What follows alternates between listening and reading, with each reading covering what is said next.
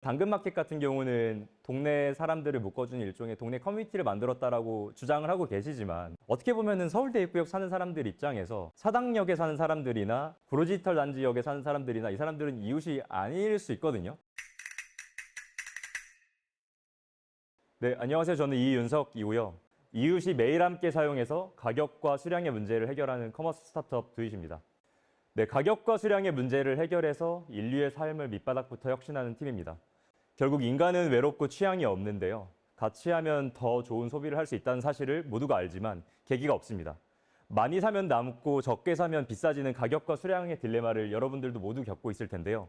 두잇 팀은 이웃이 함께 소비하고 나눌 때 인류의 삶이 나아진다라고 믿습니다. 그래서 우리는 이웃이 매일 함께 소비하고 연결하는 공간을 만들고요. 그 첫 시작은 배달음식 시장입니다. 이웃이 함께해서 가능한 배달앱이 없는 배달앱을 만듭니다. 왜 배달음식 시장이냐 궁금하실 텐데요. 결국 이웃이 매일 함께 소비하는 공간을 만드는 게 핵심입니다.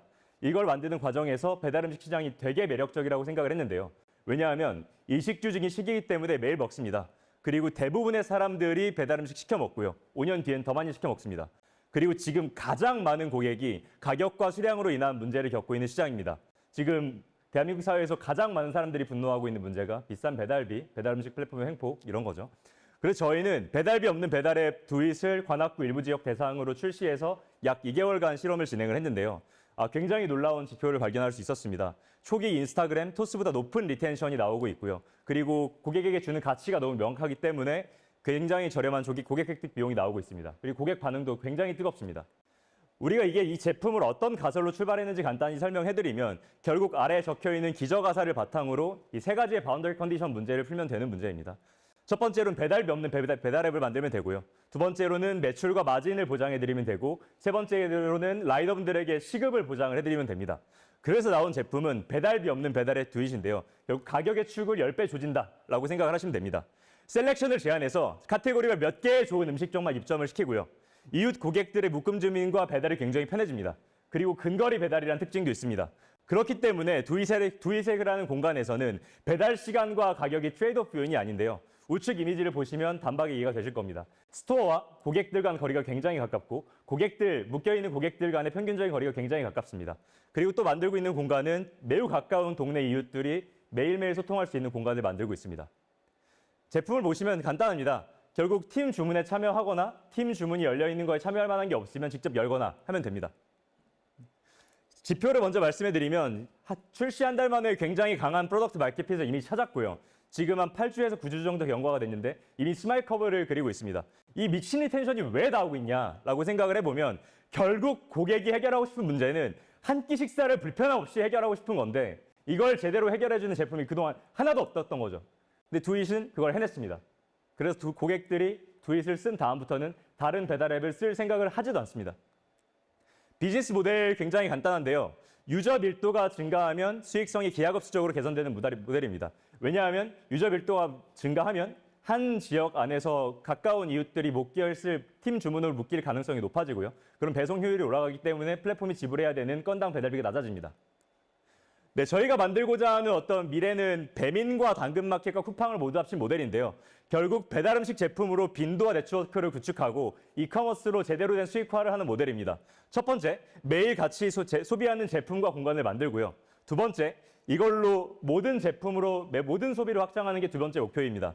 곧 배달음식 서울 수도권 점유율 1등 할 거고요. 몇 년 이내로 이커머스 서울 수도권 점유율 1등 할 겁니다. 네, 이거 어떻게 할 거냐? 100배 빠르고 100배 잘하는 미친 인간들이 모였기 때문에 가능합니다. 보시면 아시겠지만 네, 이따가 자세히 설명드릴 기회가 있을 것 같아요. 네, 우리가 만들고 싶은 10년 뒤 인류의 삶은 이렇습니다. 짜장면 한 그릇 땡겨서 5,000원에 배달비 없이 시켜 먹을 수 있는 인류의 삶. 커피 한 잔 배달비 없이 문 앞으로 받아서 먹을 수 있는 삶. 코스트코 파스타면 10인분 사면 싼데 1인분 사면 되게 비싸죠. 10인분 2만 원 하는 거를 1인분 2,000원에 살 수 있는 그런 인류의 삶. 결국 우리가 만들고 싶은 거는 뭐든지 말도 안 되게 싼 가격에 필요한 만큼만 집 앞에서 받아볼 수 있는 인류의 삶을 만들려고 하고요. 이 자리에 나온 이유는 이 비전을 절실하게 공감하고 함께 만들어갈 동료를 찾기 위해서 나왔습니다. 네, 우리는 달에 가기로 결정했습니다. 같이 가시죠. 감사합니다.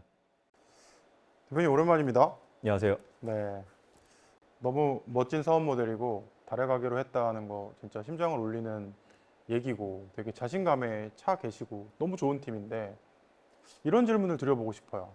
만약에 우리가 달에 가지 못한다면 그 이유는 뭘까요? 충분히 속도를 내지 못했다.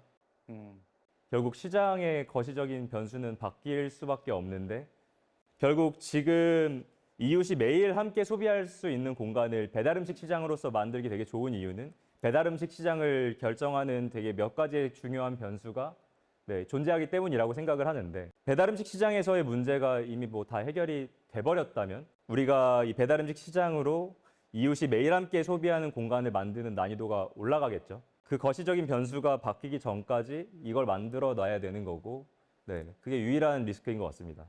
네, 지금의 하는 사업 모델과 형태는 고객들한테 아주 많은 사랑을 받고 있어서 잘 될 수 있을 것 같은데 이게 아주 잘 돼서 달나라에 갔을 때 우리가 무엇을 하게 될지 조금 더 구체적으로 그 비전을 들어보고 싶거든요. 예를 들면 겨울철에 한 아파트 단지에서 귤 한 200박스를 하루 이틀 내에 소비할 가능성이 꽤 있겠죠. 그럴 때 우리 플랫폼에서 한 200박스의 주문을 동네 이웃이 같이 합니다. 그 원산지에서 200박스를 동시에 발주를 하고요. 수요가 보장이 되기 때문에 가격을 좀 더 다운시킬 수 있는 요인이 첫 번째로 있고 두 번째로는 사실 이게 모든 커머스가 개인화된 경험을 전제를 하고 있어서 뭐 온라인에서 귤 한 상자를 사려고 할 때 택배비가 3,000원씩 고정적으로 붙는 게 일반적이잖아요. 근데 그럴 필요가 없는 거죠. 이게 출발지와 도착지가 어느 정도 고정이 되어 있으면 그냥 트럭 한 대가 가서 귤 200박스를 싣고 그 아파트에 가서 뿌리면 훨씬 더 비용 효율적인 솔루션이 나올 수가 있는 거죠. 결국 우리가 이 모바일 프로덕트 모바일 서비스를 사는 경험은 기본적으로 다 인디비주얼, 개인화된 경험을 전제를 바탕으로 만들어졌는데요. 사실 같이 하면은 더 비용 효율적인 부분이 많다는 걸 모두가 알고 있어요. 예를 들면 세탁 공예 같은 거를 시킬 때도 사실 옆집에 있는 사람들끼리 같이 하면은 수거를 한 번만 해도 되니까 사실 이건 비용이 곱하기 2가 아니라 비용이 1.1 약간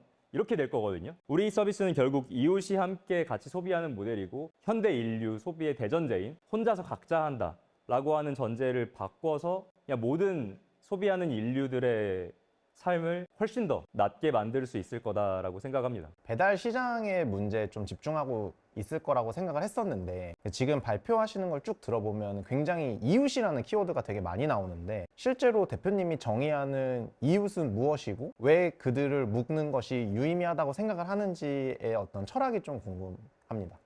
일단 되게 근본적으로 내려가면 인간은 되게 외롭고 이웃이 소중한 이유는 그냥 외로우니까 빨리 만날 수 있잖아요. 이 제품을 출시한과 동시에 로컬 커뮤니티를 어떤 정도 오픈 채팅방으로 만들어서 운영을 하고 있는데 지금 한 400명 정도의 인원이 꾸준히 유지가 되고 있어요. 근데 이 톡방에는 뭐 그런 내용이 올라옵니다. 슬리퍼 딱 끌고 내려가면서 이제 뭐 먹지 고민을 하던 찰나에 뭐 먹을지 잘 모르겠으니까 여기다 물어봐야겠다. 그래서 저 이제 슬리퍼 끌고 나가면서 이제 점심 먹으러 가는데 여기 오피스텔 사는 사람이에요. 뭐 먹으러 가는 게 좋을까요?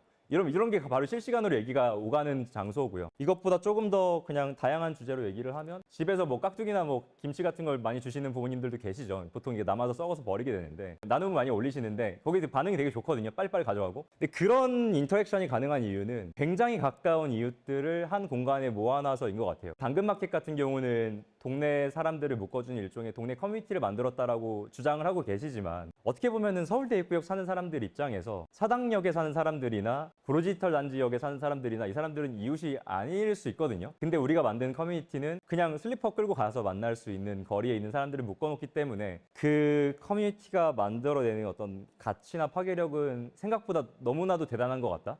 라는 생각을 하고 있어요. 그래서 저도 맨 처음에 이해하셨던 것처럼 이 공동 소비를 촉진시키는 목적으로 이 커뮤니티를 바라봤었는데 막상 이걸 한 몇 달 정도 운영을 해보니까 이게 진짜 물리적으로 굉장히 가까운 사람들을 딱 묶어놓으니까 되게 재밌는 일들이 많이 생기는구나 라는 생각을 하게 되면서 이것도 하나의 그냥 목적일 수도 있겠다. 그냥 이 자체만으로도 지역 기반의 어떤 페이스북이나 인스타그램 같은 비즈니스 모델 가치를 만들 수도 있겠다 이런 생각을 하고 있습니다. 아마 다음 라운드 IL에서는 또 그런 재밌는 이야기를 들려드릴 수도 있을 것 같아요.